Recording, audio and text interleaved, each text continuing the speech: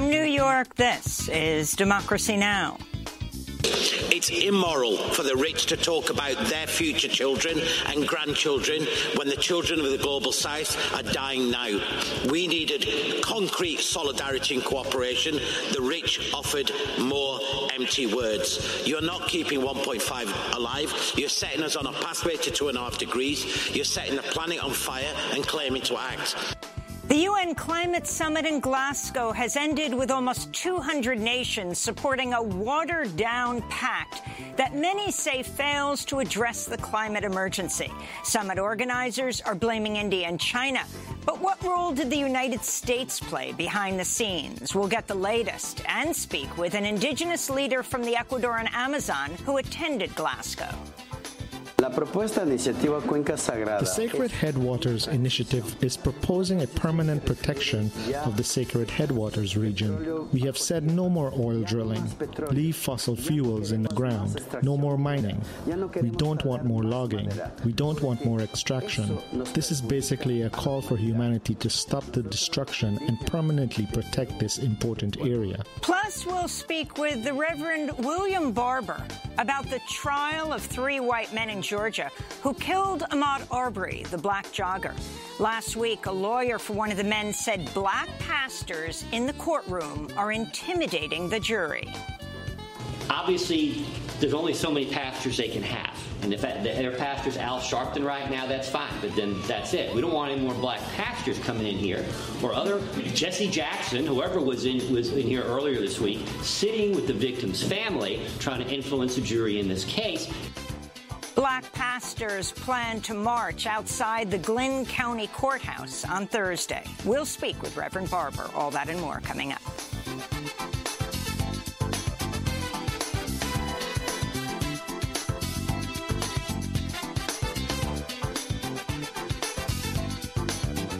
Welcome to Democracy Now!, democracynow.org, The War and Peace Report. I'm Amy Goodman. The UN Climate Summit wrapped up in Glasgow, Scotland, Saturday with a significantly weakened deal that activists, scientists, and many governments say falls far short of what's needed to avert a climate catastrophe.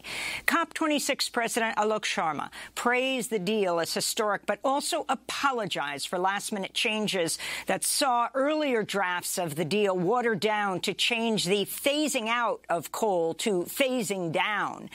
Based on current government pledges, global temperatures are on track to rise a disastrous 2.4 degrees Celsius above pre-industrial levels this century. Delegates from poorer nations and those at highest risk from climate change expressed deep disappointment in the outcome of the summit. This is Tina Stedge, the climate envoy of the Marshall Islands. We accept this change with the greatest reluctance. We do so only, and I really want to stress, only because there are critical elements of this package that people in my country need as a lifeline for their future. Thank you. The most affected nations also slammed the final agreement for failing to sufficiently address loss and damage reparations. This is the Bangladeshi climate scientist Salim Haq. It's a death sentence for the poorest people on the planet. And not only that, the polluters are saying, to hell with you. We don't care. We're not going to give you a penny. We'll bring it up again. We're not giving up. But we are describing this COP as an abject failure because it hasn't been able to rise to the occasion of dealing with loss and damage. It doesn't matter what else they do. That was our issue. The poor countries, the vulnerable countries came here for that, and they've been slapped in the face. Meanwhile, protests continued in Glasgow through the weekend. On Saturday, Extinction Rebellion activists staged a funeral ceremony for all the failed COP summits to date. We'll have more on the outcome of the COP26 after headlines. The U.S. military killed dozens of civilians in an airstrike in Syria in March 2019, then spent the next 2.5 years covering up evidence of war crimes. That's according to a New York Times investigation, which found the death toll from a U.S. strike near the town of Baghouz was almost immediately apparent to military officials, with one legal officer flagging the attack as a possible war crime. But the bombing, which was carried out by a classified special operations unit known as Task Force 9, was never investigated, even though it left about about 70 women and children dead. The Times found U.S. military officials downplayed the death toll, delayed reports, and sanitized and classified evidence of civilian deaths. U.S.-led coalition forces bulldozed the blast site, and top military leaders were not notified. COVID-19 continues to surge in Europe, which recorded nearly 2 million coronavirus cases last week, the highest weekly caseload since the start of the pandemic. The World Health Organization says Europe's once again the epicenter of the pandemic as officials blame lagging vaccination rates tied to misinformation for the latest wave. Austria has imposed a lockdown for the roughly 2 million people who've not been fully vaccinated, while the Netherlands is in a partial lockdown with restaurants, supermarkets and shops ordered to close early. Cases in Germany remain at an all-time high as authorities consider new restrictions to help ease the surge. Here in the United States, COVID-19 cases and deaths are rising in at least 29 states. Hospitalizations are also increasing in nearly half of all states. Public health experts warn the U.S. could face a new surge as winter weather and the holidays drive more people to gather indoors. Meanwhile, the Pentagon says it would respond after the newly appointed commander of the Oklahoma National Guard said none of the state's 10,000 Guard members would be required to get vaccinated against COVID, defying a vaccine mandate ordered by U.S. Defense Secretary Lloyd Austin. In Sudan, at least 8 people were killed, many others wounded Saturday after soldiers fired tear gas and live rounds at thousands of protesters who'd gathered to demand a reversal of the October 25th coup. Among the dead was a 15-year-old who died from bullet wounds to the stomach. This is a protester at Saturday's rally in Khartoum who showed spent shell casings to reporters as gunfire rang out.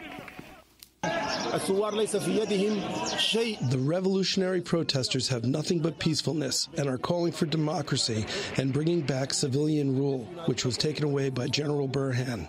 As you hear now, the sound of live shots is getting louder. These are live shots that they use to target the revolutionaries. Al Jazeera's Khartoum bureau chief, El-Massami al-Kabashi, was taken into custody after Sudanese security forces raided his home overnight Saturday. Al Jazeera blasted his arrest as an attack on press freedom and called on international human rights and media groups to condemn Sudan's crackdown. In Spain, Coast Guard sailors discovered the dead bodies of 8 people in a boat transporting migrants and refugees. 62 other passengers were rescued from the vessel, which had been drifting near the Canary Islands for a week. Authorities said the deceased migrants came from unspecified African nations. In Burma, U.S. journalist Danny Fenster has been released from prison just 3 days after he was sentenced to 11 years behind bars by a military court. The English-language news site he writes for, Frontier Myanmar, said Fenster has since left Burma. Former U.S. politician and ambassador to the UN, Bill Richardson, said he negotiated Fenster's release with Burma's military coup leader. In Afghanistan, journalist Hamid Serrani was killed after a bomb attached to a vehicle exploded in a Kabul suburb Sunday. The Islamic State claimed responsibility for the attack, which took place in a suburb of mostly Shia Hazara residents. This came one day after at least 3 people were killed in a bomb blast at a mosque in Nangarhar. Members of the Shia community are calling on the Taliban to ensure their protection after a recent spate of deadly attacks. Afghanistan is still facing problems, and the security has to be maintained. And this is one of the main responsibilities of the ruling government, to provide comprehensive security for all the residents.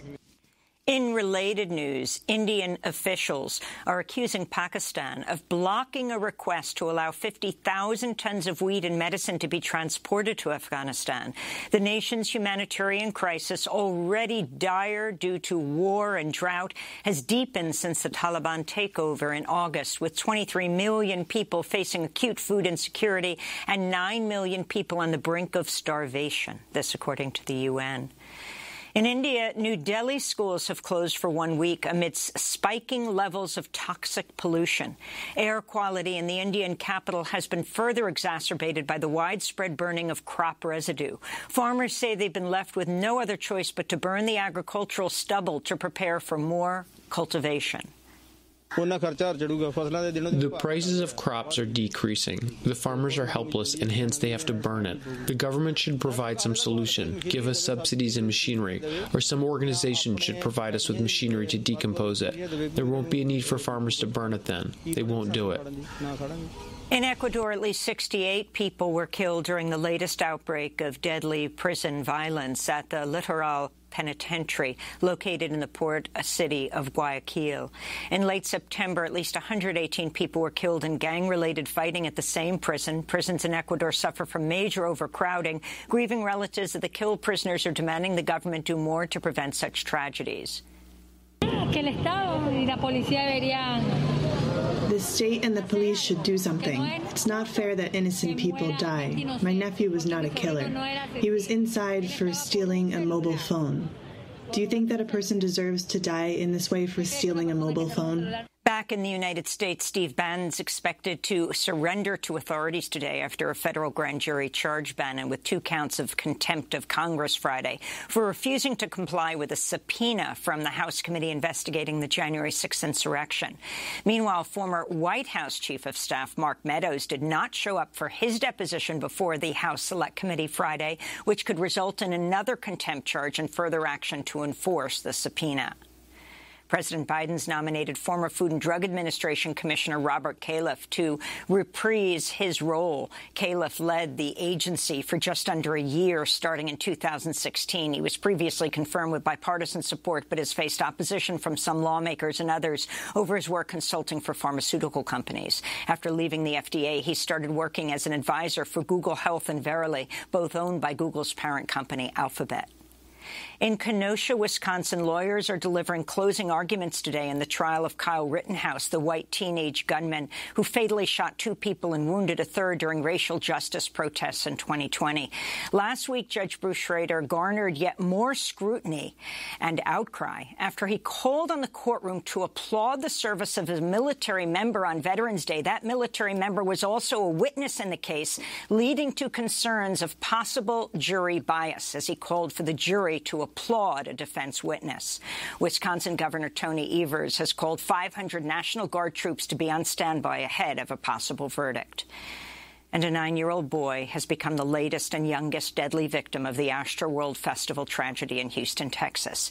Ezra Blount had been placed in a medically induced coma after he fell from his father's shoulders during the crowd surge which took place as headliner Travis Scott was performing. 10 people have died from the stampede. The young boy's families filed a lawsuit, one of almost 100 lawsuits that have been filed since the fatal event against Travis Scott, Live Nation, and others. And those are some of the headlines. This is Democracy Now!, democracynow.org, The War and Peace Report. I'm Amy Goodman. This is Climate Countdown. The UN Climate Summit ended Saturday as close to 200 nations agreed to a watered-down deal to address the climate emergency. COP26 President Alok Sharma praised the deal as historic. But I'm very pleased to say that we now have in place the Glasgow Climate Pact, agreed amongst all the parties here. I would say, however, that this is a fragile win, and we have kept 1.5 alive. That was our overarching objective when we set off on this journey 2 years ago, taking on the role of the COP presidency designate. But I would still say that the pulse of 1.5 is weak. And that's why, whilst we have reached, I do believe, a historic agreement, what this will be judged on is not just the fact that countries have signed up, but it will be judged on whether they meet and deliver on the commitments. Earlier drafts of the deal called for coal to be, quote, phased out, but in the final agreement, nations agreed for it to be, quote, phased down. Countries also agreed to meet next year to make new pledges to cut carbon. Based on current pledges, global temperatures are on track to rise 2.4 degrees Celsius above pre-industrial levels. The Glasgow Pact also calls on wealthy nations to double the amount of money it provides developing nations to help them adapt to the climate crisis that they largely did not cause. While conference leaders described the deal as a historic one, there was a sense of deep disappointment among many nation scientists and activists over the final deal. Assad Rehman addressed the closing plenary on behalf of the COP26 coalition, which had organized last weekend's major climate justice rally in Glasgow. I'm finding it difficult to convey our anger and frustration at this utter betrayal of people. Hollow words about climate emergency from the richest countries, an utter disregard of the science and equity, false ambition and disdain for justice, a license to pollute with net zero 2050 and carbon markets. You have made decisions, as one party acknowledged, decisions about life and death for millions. Yet 500 years of colonial rule and white supremacy, looting the wealth of the global south, and you still value your profits over the lives of black, brown and indigenous people. The rich have refused to do their fair share. More empty words on climate finance. You've turned your backs on the poorest, who face a crisis of COVID, economic and climate apartheid because of the actions of the richest. It's immoral for the rich to talk about their future children and grandchildren when the children of the global south are dying now. We needed concrete solidarity and cooperation. The rich offered more empty words. You're not keeping 1.5 alive. You're setting us on a pathway to 2.5 degrees. You're setting the planet on fire and claiming to act. Your greenwashing kills, and no amount of spinning will mask that. But we are not without hope. It just will not rest with you, but with us, and we don't compromise on justice. Assad Rehman of the COP26 coalition speaking at the closing plenary of the UN Climate Summit Saturday. We're joined now by two guests. Brandon Wu is with us, Director of Policy and Campaigns at ActionAid USA. Just wrote a piece headlined "Fossil Fuels in the COP Decision Text, Why the U.S., Not India, is the Problem."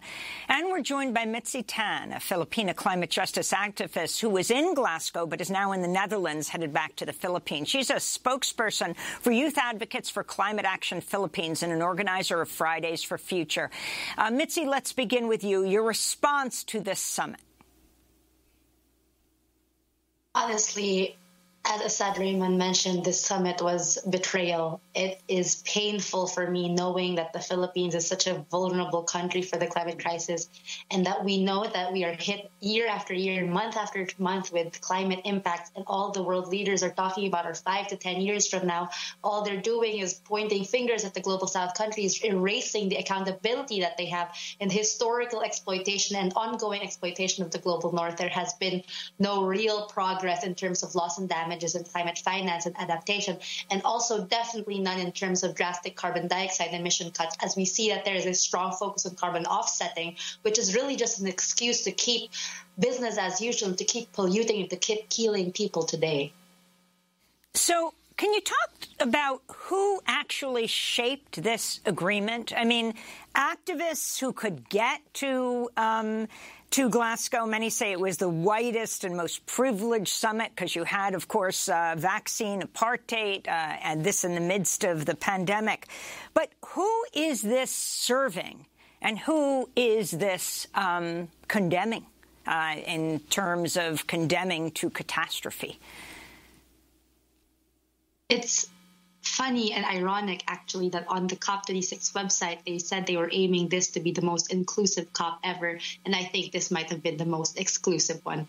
Aside from having all those difficulties and and obstacles to actually get to Glasgow, when we get there, COVID was used as an excuse to not let observers come into the important negotiations, yet the fossil fuel industry, the fossil fuel lobbyists with over 500 delegates, which is more than any other country, was always welcome, was always given the platform, was always given space. And so you can really see that, once again, the UN Climate Summit just prioritized the voices of the privileged and not those that were most affected by the climate crisis. So this whole issue of coal, instead of phasing out, phasing down, you're going back to the Philippines, you're home. Can you talk about the role of the banks, for example, Standard Chartered Bank funding fossil fuel companies in the Philippines and beyond, as you always have this global focus?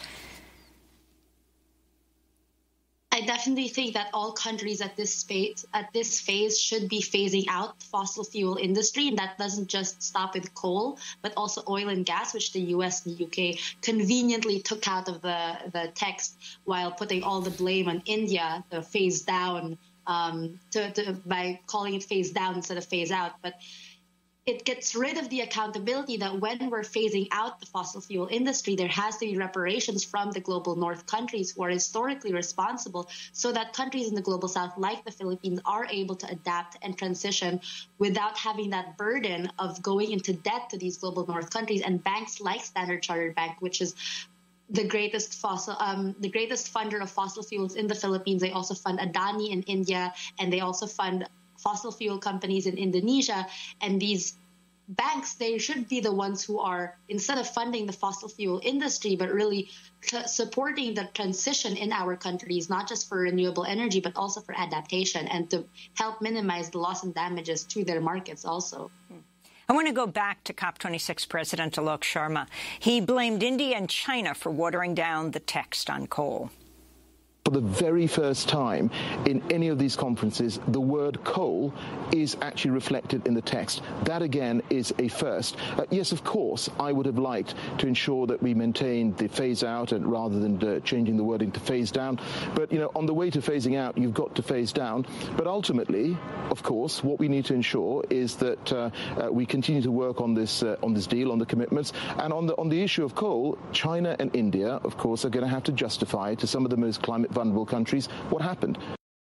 Brandon Wu is response director of policy and campaigns at ActionAid USA. You wrote this piece, fossil fuels in the COP decision text, why the U.S., not India, is the problem. So your response.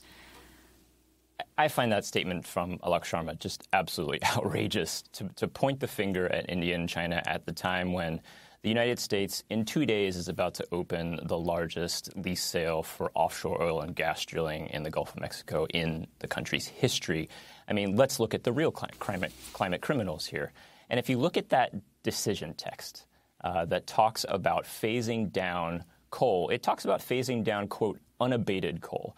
And it doesn't mention oil and gas at all. It leaves open these enormous loopholes, again, for the oil and gas industries, particularly in rich countries, and for potentially public financing for things like carbon capture and storage, or what might be called abated coal. And those are technologies that, well, we know they don't work, but they're also incredibly expensive at scale and so only really accessible to rich countries. And it's interesting that a couple of days before that closing plenary, India actually suggested stronger text on fossil fuel phase down or phase out that would cover all fossil fuels in an equitable manner. And that last bit is the key part, because it would mean that rich countries have to take action fastest and first, as we all know would be the globally just thing to do. But for the history of the UN climate negotiations, the United States has always been opposed to equity in that way. And so that stronger text was basically doomed from the start because of U.S. opposition. And so instead, we got some finger pointing at the end towards India, but I would argue they're really not who we should be focusing on. The real climate criminals are the wealthy countries like the United States that are trying to look like heroes, scapegoating others, and still planning massive oil and gas expansions behind everybody's back. President Biden is going to be signing the bipartisan infrastructure bill today. A lot of the media is completely focused on the rising gas prices and saying that it's partly the reason why Biden is at an all-time low in popularity. What should he do about this? Brandon? I would argue that the reason that Biden is not popular right now is because his administration and the Democratic trifecta have not delivered anything concrete for the American people in terms of the infrastructure package that our country really needs, right? So the original Build Back Better agenda was $3.5 trillion. We knew that that wasn't enough. And instead, all we got was this bipartisan deal, which was watered down drastically even from that. And so what we need is that full Build Back Better agenda as a stepping stone to something even more. There is actual climate climate legislation in that package. That is the stepping stone we need. That's not anywhere close to the U.S. fair share of climate action globally. That is not global justice in itself, right, if we pass that full agenda. But that is something that would actually deliver meaningful and immediate benefits to the people of this country, and that is what this administration needs to get its popularity up. Supposedly, they're setting Friday to have a vote on the Build Back Better portion of the infrastructure bill, the social safety net infrastructure.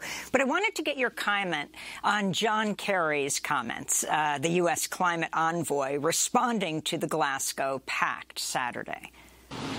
So I would say that, Paris built the arena, and Glasgow starts the race. And tonight, the starting gun was fired.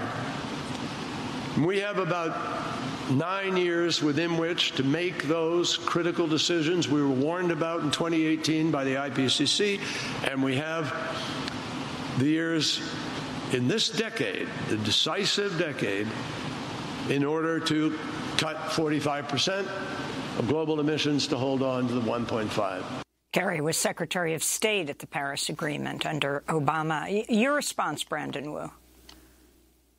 That Glasgow was the starting gun of climate action just erases 2.5 decades of rich country inaction. We've been at these negotiations for 26 years. And for 26 years, wealthy countries like the United States have failed to reduce our emissions, even though we know that's what we must do to avert the worst impacts of the climate crisis. And so what Kerry is doing by saying this is the starting gun right now, we have 10 years starting now, is he's erasing history. He's erasing a history of climate colonialism in which the United States is the primary culprit. And can you talk about this night's virtual summit that's planned between the Chinese leader and the U.S. leader, between Biden and Xi, and what you want to see happen? I want to see cooperation. I want to see solidarity. I want to see the United States making clear that we are actually willing to take steps to do our fair share. And I'm talking specifically about climate here, right?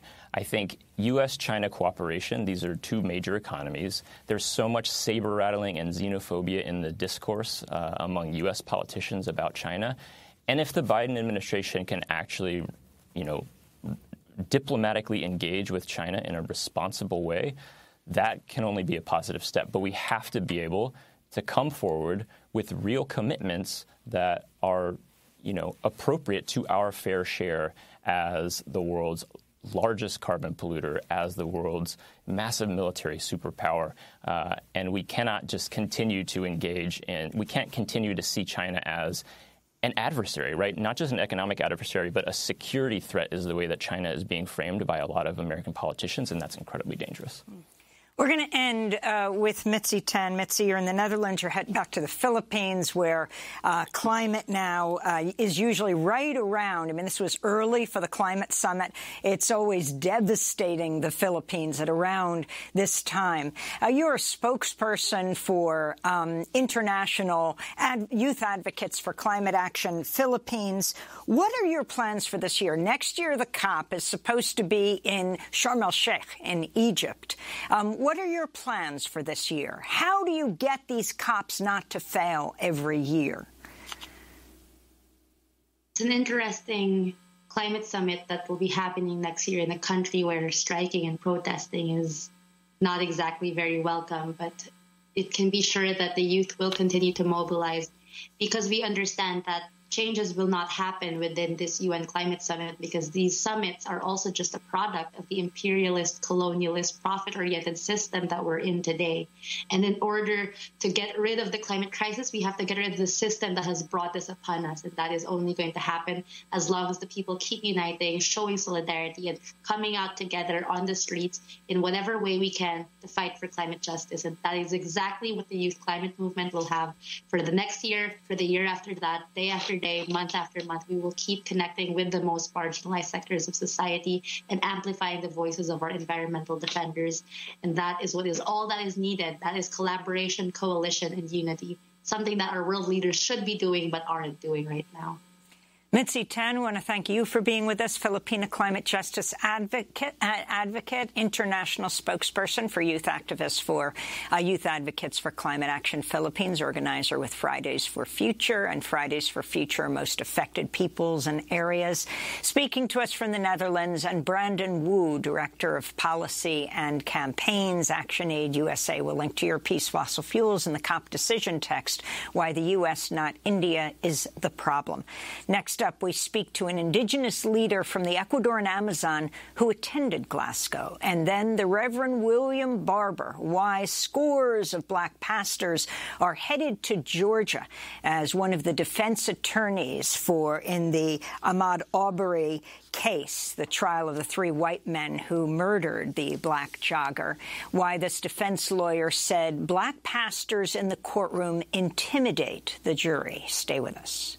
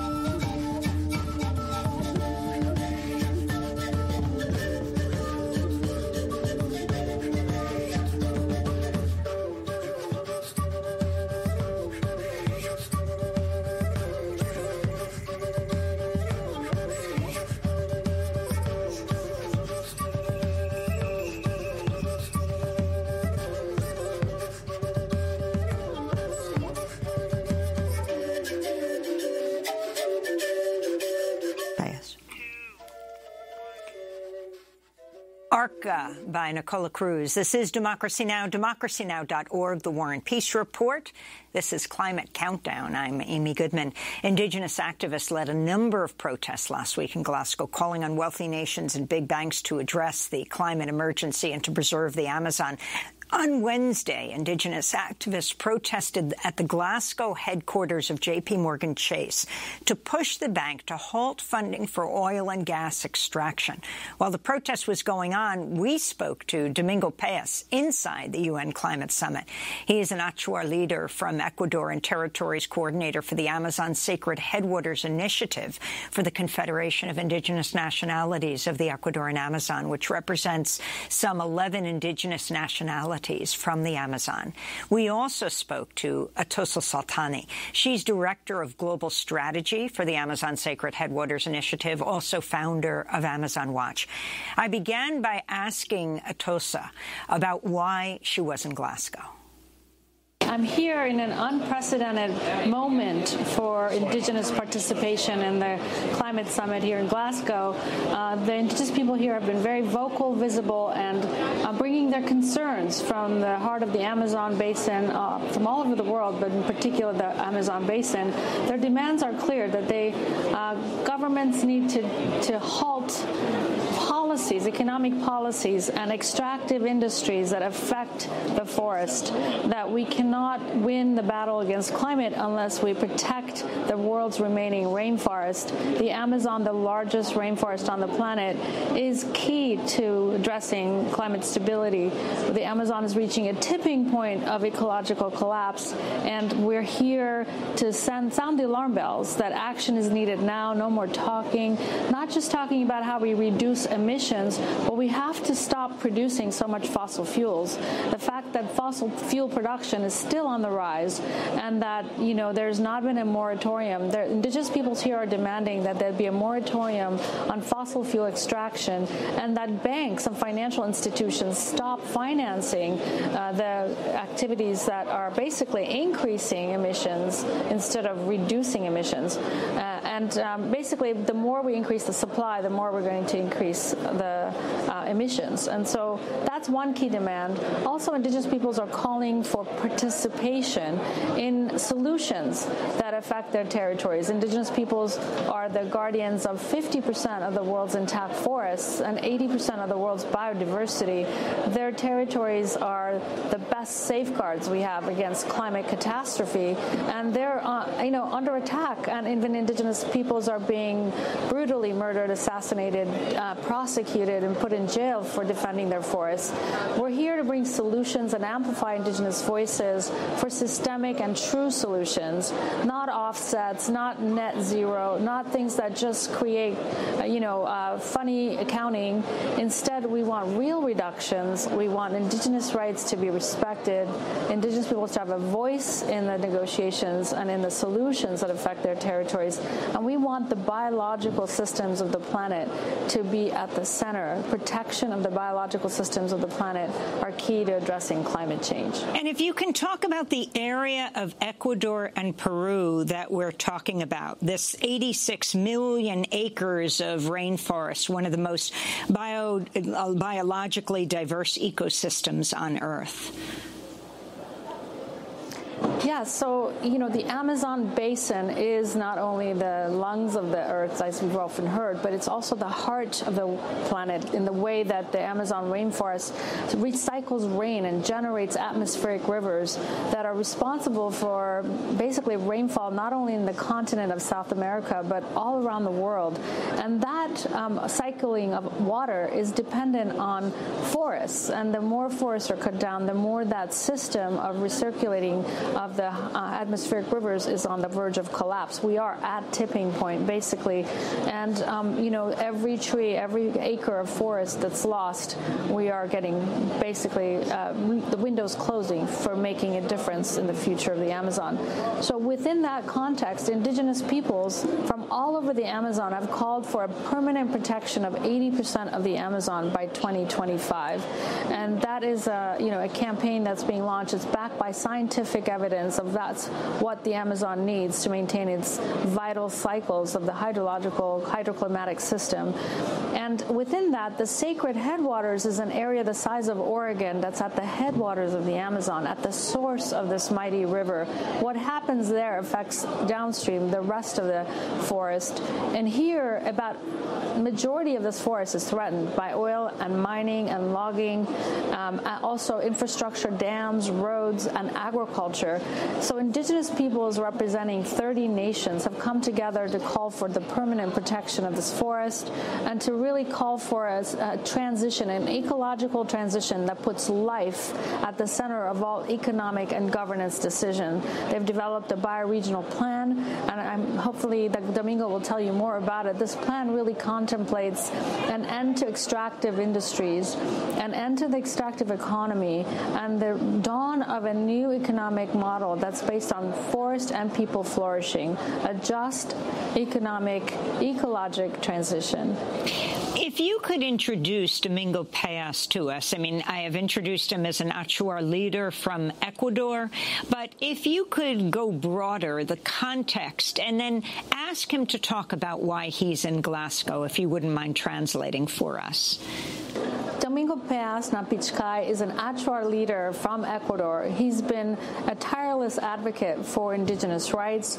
He's been a historic leader. I've known him since 2000. He's held many different positions in the indigenous movement, and currently he's one of the main organizers that has united the indigenous nations of the Sacred Headwaters region and has been tirelessly advocating for land rights, for basically a new model of economic development based on buen vivir, or well-being, and is incredibly inspiring. I'm really happy he's here with us today, and I can invite him to say a few words. Domingo, ¿puedes explicar por qué estás aquí, por qué venías aquí en Glasgow? Y yo voy a traducir, por favor. Good afternoon. It is great to be here, and I want to thank this medium and also the people of Glasgow for coming here, for listening to us, for giving me an opportunity to say why I'm here, why we've come here to defend the forest. I'm here because all of the governments of the world have gathered in this COP26, and they're talking about addressing climate crisis. I'm here representing the indigenous nations of Ecuador and Peru. We have brought a proposal, a solution to climate change from our territories in the Ecuadorian-Peruvian Amazon that's called the Sacred Headwaters. I'm also here to seek allies, to look for allies, because the problems of climate change are basically driving humanity towards the brink. These are serious problems, and it's going to take alliances with indigenous peoples on the rest of society to address them. The Amazon is key to solving the future crisis facing humanity, and that's why I'm here looking for allies. It's going to take all of us, all walks of life, all sectors of society, to come together to be united, to seek solutions that are for the interests of the common good, for all of humanity. And that's why I'm here. The Sacred Headwaters Initiative is proposing a permanent protection of the Sacred Headwaters region. We have said no more oil drilling, leave fossil fuels in the ground, no more mining. We don't want more logging. We don't want more extraction. This is basically a call for humanity to stop the destruction and permanently protect this important area. And this area of the Amazon is incredibly important. Biologically, it's where 30 indigenous nations have come together and said enough is enough. We don't want extractive industries. We don't want more oil drilling. We have to protect this area. There are 30 indigenous nations and 30 million hectares of intact forests that are at stake. We must protect this for all of the creatures that are here. Not only animals, the visible creatures that we see, but also for the invisible. The forest is calling on us, that we have to do this ecological transition, that we cannot continue the path that we've been. Let's put a pause on history. Let's not blame people for the history of what's happened in the past. Let's move forward and construct a new path forward that addresses the critical condition that humanity finds itself in. We have to, all of us have to, work together. Young people, old people, women, men, every sector of society, government. We must work together for our common future. And it is that transition, ecological transition, is what we're seeking. And that work begins within ourselves. We must first change our relationship to nature, change the way we think about the world, and really put at the center of our thinking our connection to life and our commitment to future generations. I want to thank Domingo Paez for speaking with us. Does he have one last message that he wants to share? ¿Quieres un mensaje último para terminar? Sí. Yo invito a toda la humanidad. Ahora no hay otro camino. Invito a que depongamos nuestro... So, I want to make an invitation. I call on everyone, all walks of life. I want everyone to unite and find our shared future, a common future. We have to stop resisting change. We have to stop resisting one another. Special interests have to fall away. We have to unite for the common future because there's no way to move forward in this moment in time. I want to call on young people. I want to call on men and women to come together and search for solutions together. It is not going to be the way of the past. It's not what we've done in the past isn't going to work. We must construct new paths based on ecological consciousness and a love of humanity, and a path that is about our common future. Well, Domingo Paez, I want to thank you for being with us. That's our leader from Ecuador. And finally, as you race off to the airport, Atosa Sultani, if you can speak specifically about the banks, the protests that have been taking place, most recently on Wednesday, the indigenous leaders demanding J.P. Morgan Chase halt fossil fuel financing, and overall the other banks as well, like the new commitment from the Dutch bank ING announcing they are the latest bank to commit to ending new oil financing. They're continuing with old financing, but what this all means, what these banks are responsible for.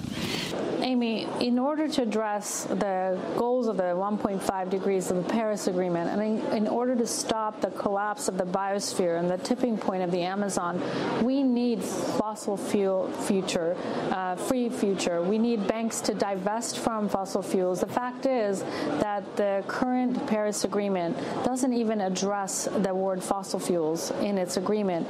We are not regulating or restraining production. We're only talking about emissions. Meanwhile, what's currently in the pipeline for banks to be financing, what's in the process of being permitted by countries and financed by the banks in Europe and in North America, is enough to send us way over the 1.5 degrees. So what we need is to basically commit to a fossil fuel moratorium, a fossil-free non-proliferation treaty. And I know that the campaigners here for that movement are having a press conference to announce what that is, where that effort can go. But meanwhile, banks need to make a commitment. There's an Amazon exclusion policy. You can check it out on Amazon Watch's website, and that calls for banks to end their financing to fossil fuels. We cannot be filling the bathtub at the same time as talking about offsets and emissions while we're continuing to put emissions in the air. And we need absolute reductions. And that has to start with stopping production. Atosa Saltani, Director of Global Strategy for the Amazon Sacred Headwaters Initiative, also the founder of Amazon Watch, and Domingo Paez, Achuar leader from Ecuador and Territories Coordinator for the Amazon Sacred Headwaters Initiative. They were both in Glasgow for the summit. When we come back, the Reverend William Barber will talk about the trial of the 3 white men in Georgia who are on trial for the murder of Ahmaud Arbery, the black jogger. Last week, a lawyer for one of the men said black pastors in the courtroom are intimidating the jury. Stay with us.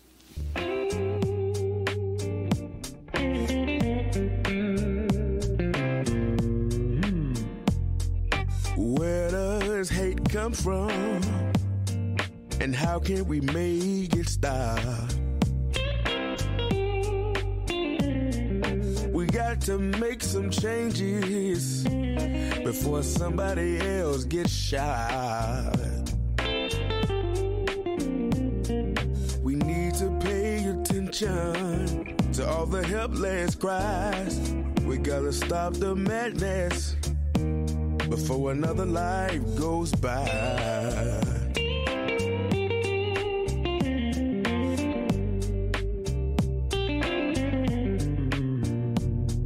Been going on for decades. We keep treating people wrong. Why does doing something right take so long? Another Life Goes By Christone Kingfish Ingram. This is Democracy Now!, democracynow.org, The War and Peace Report. I'm Amy Goodman as we turn now to Georgia, where the trial of the 3 white men who hunted down and shot dead Ahmaud Arbery took an unexpected twist last Thursday, when a defense attorney claimed the courtroom presence of high-profile black pastors sitting with the Arbery family could be intimidating for the jury, which is almost all white. In a minute, we'll be joined by the Reverend William Barber of the Poor People's Campaign, one of those pastors who visited the courthouse last week. But first, this is defense attorney Kevin Go, who represents William Roddy Bryan, neighbor of Gregory McMichael and his son Travis McMichael, who chased and killed Arbery. Your Honor, I was reminded of one matter that I wanted to address. My understanding while I was cross-examining Investigator Lowry yesterday is that the Right Reverend Al Sharpton managed to find his way into the back of the courtroom. I'm guessing he was somehow there at the invitation of the victim's family in this case. And I have nothing personally against Mr. Sharpton. My concern is that it's one thing for the family to be present. It's another thing to ask for the lawyers to be present. But if we're going to start a precedent, starting yesterday, we're going to bring high-profile members of the African-American community into the courtroom to sit with the family during the trial in the presence of the jury, I believe that's intimidating, and it's an attempt to pressure, could be consciously or unconsciously, an attempt to pressure or influence the jury. In a statement, the Reverend Al Sharpton said the attorney's comments, quote, underscore the disregard for the value of the human life lost and the grieving of a family in need of spiritual and community support, unquote. On Friday, Attorney Go made a brief apology in court, calling his comments overly broad, said he would follow up today with a, quote, more specific motion. Meanwhile, more than 100 black pastors say they plan to come to the Glynn County Superior Courthouse this Thursday to help pray for the family of Ahmaud Arbery. Sharpton has said he was invited to Brunswick by Arbery's parents and raised concerns about the makeup of the jury. Sharpton has called the killing a lynching in the 21st century. This is Ahmaud Arbery's father, Marcus Arbery, speaking last week. That's why I know my boy ain't take nothing. Right. My boy got killed because of skin color. Lynch. All right. Go to the Reverend Dr. William Barber, co-chair of the Poor People's Campaign, president of Repairers of the Breach. He just returned from Brunswick, Georgia, where he visited with the community and family of Ahmaud Arbery, was in court last week. Welcome back to Democracy Now! Can you respond to the lawyer saying black pastors in the courtroom intimidate the jury? Amy, first of all, let me thank you, and let me just say, reach out and pray for the Ahmaud Arbery family. You know, I was invited to come down as well as also from the family as a part of Transformative Justice Network. And there are many ministers that are part of this. First thing I want to say is we as ministers have to not resist taking this personally, because it's not about us.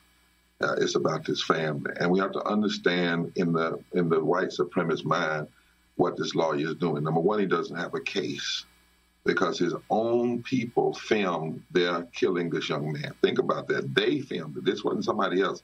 They're the ones that did the filming of this murder, this killing. So I guess they thought they would be celebrated as heroes. Secondly, what he said is instructive. And I'm saying to clergy, be careful that you don't take the bait. It's not about me or Al Sharpton or Jesse Jackson. He said he connected black with intimidation. He said black pastors are intimidating. We need to unpack that, because he's sitting in the room with men that tracked, hunted, and destroyed a young man's life, and yet he says black pastors are intimidating. First of all, he also limited black to pastoring black people. Now, I'm not a black pastor. I didn't get consecrated as a black bishop. I was consecrated as a bishop. I was ordained as a pastor, been pastoring 30-some years, white, black, brown, all kinds of people. So we have to resist that. You know, we're not, that limits us. We are pastors who happen to be black. But also we've got to unpack this trope that has been used down through history. Black is intimidating, i.e., just being black is a problem. And then when you unpack that, Amy, you can understand the crux and the problem, the centerfold of the racial violence problem in this country, whether it be a racist white cop or like these three men. They saw Brother Arbery, Ahmaud, as being black first, therefore being intimidating, therefore being a problem, therefore being somebody in the wrong place, therefore being somebody that needed to be purged, destroyed, killed, murdered. In essence, they saw black, they saw a nigger, they saw someone to be destroyed. And that's why you see oftentimes a cop kill someone unarmed and not having remorse. They don't think they've done anything wrong. Or you can have someone shoot somebody who happens to be black or brown. They don't think that anything wrong, because that issue of blackness being identified with intimidation. So black lawyers are intimidated. Black pastors are intimidated. It's the issue and the framing. Now, he's trying to clean it up, but you really can't clean it up. And I don't know if I want him to clean it up, because in that moment was a deep, rare honesty. That was a deep honesty. And America needs to hear it and learn from it. I hope, yes, pastors will go, but go as pastors and go as ministers. And I know I've been asked by some others down there to come next week and lead a group of interfaith ministers, just ministers, regardless of race, creed, or color, that believe in justice, that believe in right. And so I'm considering that as well. We need to not take this personal. It's not about us. It's about the heart of these cases where blackness as for years in American history was identified with intimidation, and therefore the blackness itself is declining. And the fact that you've got this jury, one black juror, even the judge in the case after jury selection, which took week after week, called it intentional discrimination, but allowed the trial to go on. Right. But see, they're mostly white, so they're not intimidated. In the mindset, they're not intimidated, and certainly they can't be discriminatory. Now, on the other hand, if it was an all-black jury or all black but one white, then they would be jumping up and down. It's a problem. It's a problem. But see, again, because of how blackness is used and how blackness is seen, if anybody ought to be intimidated in that courtroom, it's that father that has to sit in that courtroom and look at three people who shot his son down like a dog and who filmed it and put it on camera. If anybody should be intimidated, it should be the family looking at that jury pool and not seeing a jury of their peers, of their son's peers. That's who should be intimidated. But instead, we have a rare honesty this morning, the other day. You know, when I was there, after the court closed at 12, we went outside and we had a rally. 50% of the folk at the rally were white. 50% of the folk at the rally were white. We then marched to Ahmaud Arbery's mural, and black and white people knelt together. But all he saw was black pastors intimidated. And then he tried to make a reference to equate a black pastor with somebody with a sheet looking like, and I guess he meant the Ku Klux Klan. So once again, that blackness is seen in itself as an extreme, as something extreme in the human reality. And that's what we need to be unpacking this morning, because if we deal with that issue, then you wouldn't have killings like you're having them. You wouldn't have destroying, because people would not automatically, when they see black, see a problem.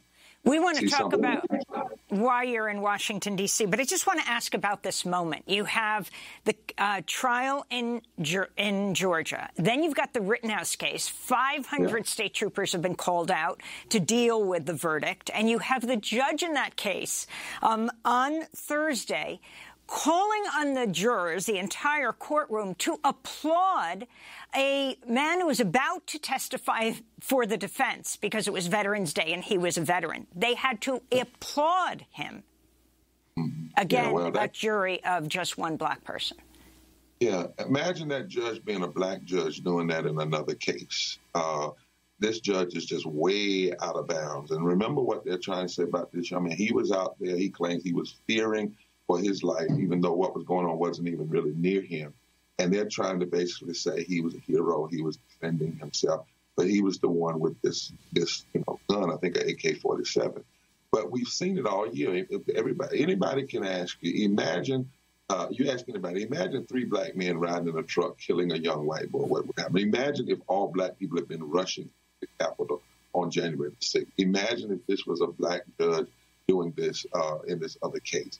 This is where we are seeing how race plays out, and it's important. Even while I'm in D.C. today, when we look at this Build Back Better plan, think about it. The infrastructure plan, the most of that money is probably going to go to white men, white contractors, so forth and so on. When the money gets sent to the states, those states get to divvy it out. Most of those states are Republican-led states that are also fighting against opportunities to vote. On the other hand, the Build Back Better plan, if you look at the dynamics, who's going to get impacted the most? It will be poor white people and black people and brown people. You take the Build Back Better plan, just take one piece of it, say expanding child tax credit. That's going to impact 35 million households. Now, we know 140 million poor and low-wealth people are in this country, 26 million black, which is 60.9% of black people, and 66 million white, which is 30-some% of white people. So we know that bill is going to have an impact on black people, the poor, white people, the poor, brown people, the poor. Which bill is getting fought the most? Not the infrastructure. And if you go down to each part of that bill, we've done it. Take, for instance, the expanding of the money for home health care workers. Well, 28% of those persons are black, 23 are Latino. So we're in D.C. today with people from all over the country, black, white, brown, Asian, Native, who are saying we are not going to accept invest in infrastructure plan that fixes our roads and our bridges while you leave our bodies, our education, the infrastructure of our daily lives, living wages undone. We can't do that. And we're saying if you oppose the bill, as small as it is, then you also oppose racial equity and you also oppose class equity. And we have to start unpacking these deals. Reverend Barber, we have to leave it there. We thank you so much for being with us. Co-chair of the Poor People's Campaign, president of Repairers of the Breach. And a fond farewell to Miriam Barnard. Such enormous gratitude for all your work over the past decade. Special thank you for helping to keep our team safe on and off-site during the pandemic. Your humor and compassion and skill was so cherished at Democracy Now! You'll be forever a part of our DNA because, after all, you are a Democracy Now! Alum. All the very best. I'm Amy Goodman. Thanks for joining us.